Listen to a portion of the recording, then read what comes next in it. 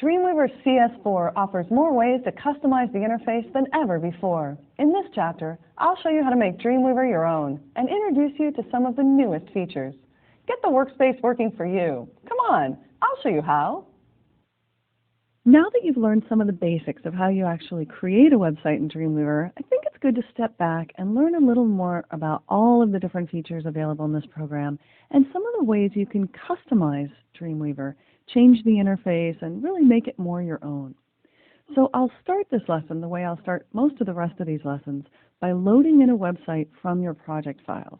So essentially, this is the site setup process that we went through at the beginning of the previous chapter, except in this case, we're going to load in an existing website. So there are a couple ways to do this. You can go here in the Files panel and choose Manage Sites. You can choose Site, Manage Sites, or you can use the new icon here in CS4 to go straight to New Site or Manage Sites. In fact, this is a slight shortcut because it allows you to go directly to the area where you create a new site. Again, I prefer the Advanced tab, but you can use the wizard if you prefer. I'm going to start by giving this site a name.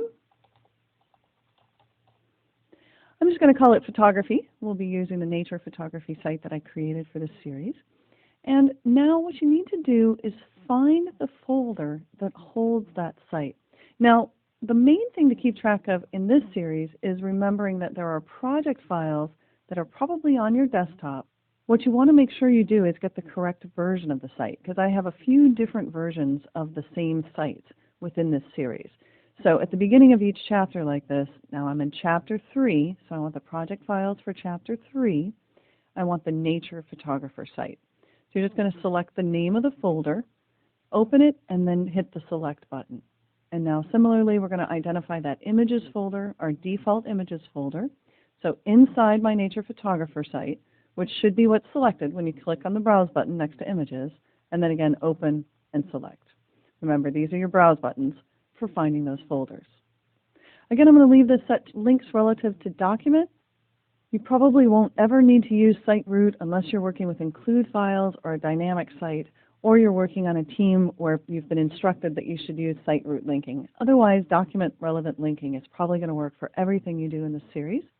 When we click OK, Dreamweaver automatically creates a cache, which just makes things work a little faster in the program, and loads all of the corresponding files and subfolders into the Files panel.